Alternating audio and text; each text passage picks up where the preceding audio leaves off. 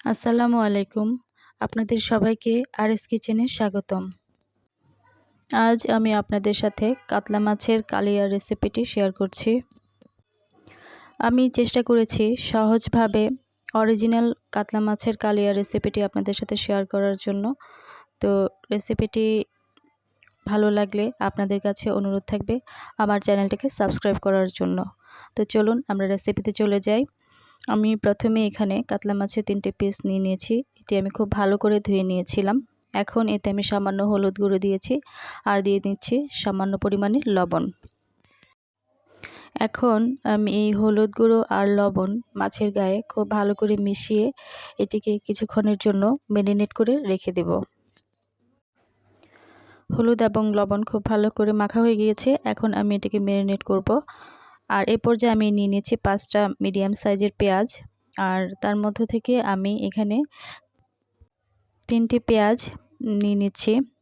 এই পেঁয়াজগুলোকে আমি ফালি ফালি করে এগুলোকে আমি ব্লেন্ড করব, সেজন্য এগুলোকে আমি পিস পিস করে নিচ্ছি। 4 টুকরো করে নেব। পেঁয়াজগুলোকে ছিলে আমি ধুয়ে নিয়েছিলাম। এখন এগুলোকে আমি 4টা টুকরো করে নিচ্ছি। মূলত এই পেঁয়াজগুলোকে আমি ব্লেন্ড করব, সেজন্য খুব বেশি টুকরো টুকরো করার প্রয়োজন নেই। আর এই পর্যায়ে আমি নিয়ে নিচ্ছি সামান্য একটু আদা। এই আদাটুকুও আমি পেঁয়াজের সাথে ব্লেন্ড করব। তো এখন আদাটার খোসা ছাড়িয়ে নিচ্ছি। আর তারপরে আমি আদাটাকেও একটু স্লাইস করে নিব ব্লেন্ড করার সুবিধার জন্য।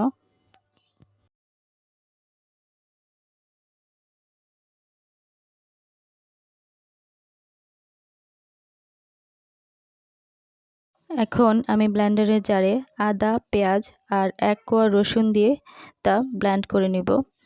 আর এই পর্যায়ে আমি যে বাকি 2টা পেঁয়াজ ছিল এগুলোকে আমি কুচি করে কেটে নিচ্ছি। আর এগুলো দিয়ে আমি মূলত বেরেস্তা করব, সেজন্য যতটা চিকন সম্ভব আমি করে নিচ্ছি। আর একটু পেঁয়াজগুলোকে ছাড়িয়ে নিচ্ছি। আর নিয়ে নিচ্ছি এখানে 4টা কাঁচামরিচ। এগুলোকে মাঝখান থেকে আমি একটু ফালি করে নিচ্ছি।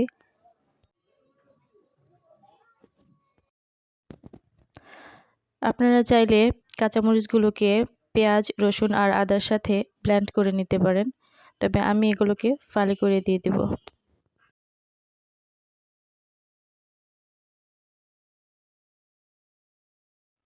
এবার নিয়ে নিচ্ছি একটি মাঝারি সাইজের টমেটো।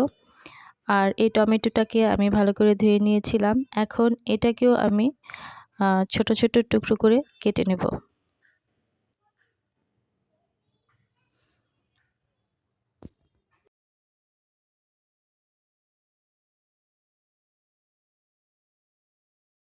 রান্নার উপকরণগুলো আমি একটা প্লেটে নিয়ে নিয়েছি। এবার আমি ব্লেন্ডারের জারে 2 কোয়া রসুন দিয়ে সমস্ত উপকরণগুলোকে ব্লেন্ড করে নিলাম।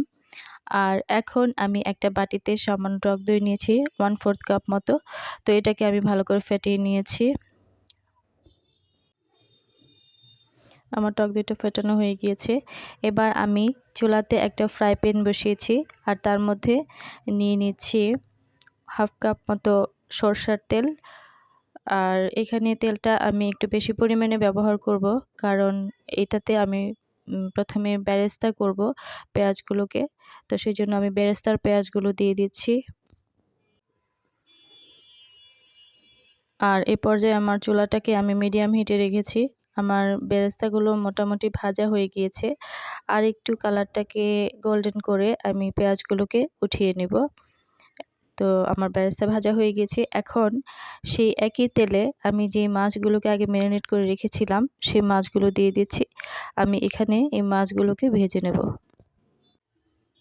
আর এ পর্যায়েও চুলার আঁচটা অবশ্যই মিডিয়াম হিটেই থাকবে, খুব বেশি হিটে দেওয়া যাবে না, তাহলে হয়তো মাছটা উপর থেকে কালার চলে আসবে কিন্তু ভিতরে কাঁচা থেকে যাবে।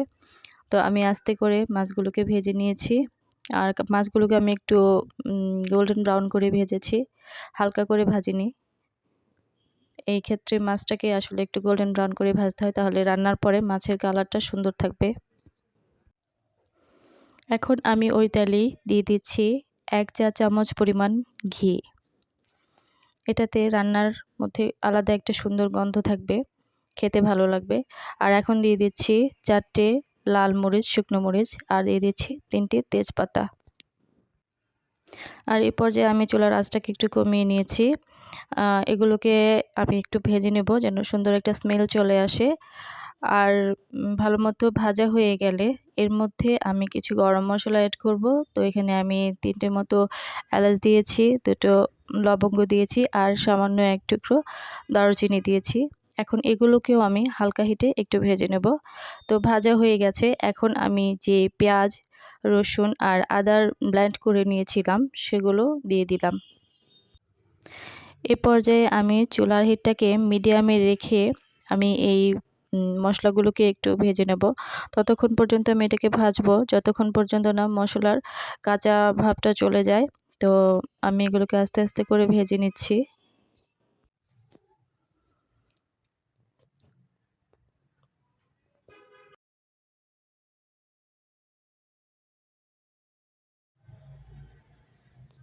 মশলাগুলো আমার প্রায় ভাজা হয়ে গিয়েছে। তো এখন আমি এর মধ্যে কিছু করে মশলা অ্যাড করব।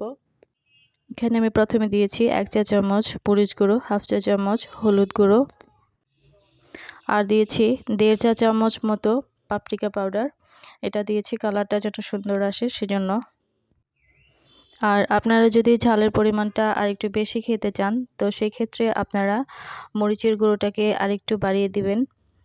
আমি 1 চা চামচ দিয়েছি, আপনারা চাইলে আরেকটু বাড়িয়ে দিতে পারেন। এখন আমি এতে সামান্য পরিমাণ পানি অ্যাড করছি। তো আমি এটা নরমাল পানি দিয়েছি, আপনারা চাইলে এখানে গরম পানি ইউজ করতে পারেন।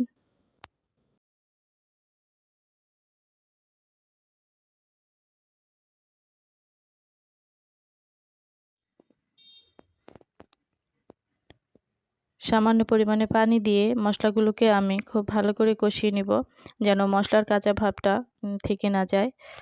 তো এজন্য আমি চুলার হিটটাকে আমি এখানে মিডিয়াম লো করে নিয়েছিলাম। আর আমার মশলাগুলো কষে এসেছে। এখন আমি এখানে দিয়ে দিয়েছি পরিমাণ মতো লবণ, দিয়ে দিয়েছি 1 চা চামচ পরিমাণ চিনি। এখন এগুলোকে একটু নেড়েচেড়ে মিশিয়ে নিচ্ছি। এই পর্যায়ে আমি আমার সমস্ত মশলাগুলোকে মিডিয়াম লো হিটে রেখে অনেকক্ষণ ধরে এগুলোকে আমি কষিয়ে নেব যাতে করে মশলার মধ্যে সুন্দর একটি ফ্লেভার চলে আসে এবং মশলার মধ্যে সেই কাঁচা ভাবটা থেকে না যায়। আর অবশ্যই খেয়াল রাখতে হবে মশলাগুলো যেন কোনো অবস্থাতেই পুড়ে না যায়।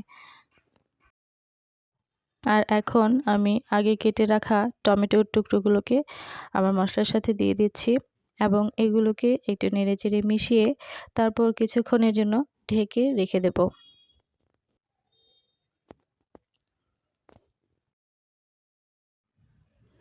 টমেটোগুলো কিছুটা নরম হয়ে আসলে ঢাকনাটা তুলে আমি আগে থেকে করে রাখা টক দইগুলো এর মধ্যে দিয়ে দিচ্ছি। আর এই অবস্থায় চুলার হিটটা মিডিয়াম লোতে থাকবে এবং একটা জিনিস খেয়াল রাখতে হবে, চুলায় টক দইটা দেওয়া মাত্র খুব দ্রুত এটাকে নেড়েচেড়ে মিশিয়ে দিতে হবে। আর তা না হলে অনেক সময় টক দইটা ফেটে যায় আর খাবারটা খেতেও ভালো লাগে না, দেখতেও ভালো লাগে না। সেক্ষেত্রে অবশ্যই ছোট্ট একটা টিপস, টক দই দেওয়ার সাথে সাথেই খুব দ্রুত নাড়তে হবে এবং এ পর্যায়ে চুলার হিটটাকে কিছুটা কমিয়ে নিতে হবে। এখন আমি এর মধ্যে পানি অ্যাড করছি। তো পানি দেওয়ার পরে এটা পরিমাণ বুঝে দেবেন। পানি দেওয়ার পরে যখন এর মধ্যে বাবলস চলে আসবে, বলক চলে আসবে তখন আমরা এর মধ্যে মাছগুলো দিয়ে দেব। আর মাছগুলো দেওয়ার পরে খুব বেশি নাড়াচাড়া করার প্রয়োজন নেই। কিছুক্ষণ এটা 5 মিনিটের মতো যখন রান্না হবে এবং ঝোলটা কিছুটা কমে আসবে তখন এর মধ্যে আমি আগে থেকে করে রাখা পেঁয়াজ বেরেস্তাগুলো দিয়ে দিচ্ছি।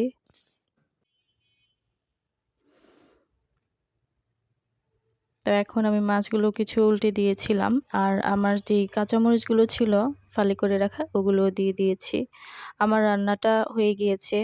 আমি এখন চুলার আঁচটা বন্ধ করে দিয়েছি। তো এখন আমি এটাকে একটু সার্ভ করে নেব।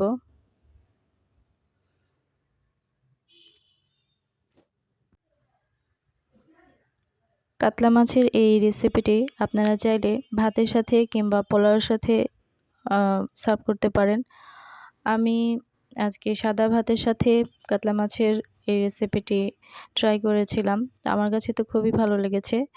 আপনাদের কাছে রিকোয়েস্ট থাকবে আপনারা বাসায় ট্রাই করবেন আর আমার ভিডিওটি আপনাদের ভালো লেগে থাকলে আমার চ্যানেলটিকে সাবস্ক্রাইব করবেন, একটা লাইক করবেন এবং ভিডিওটাকে শেয়ার করবেন যাতে আপনার ফ্রেন্ডস ফ্যামিলির লোকেরা দেখতে পারে।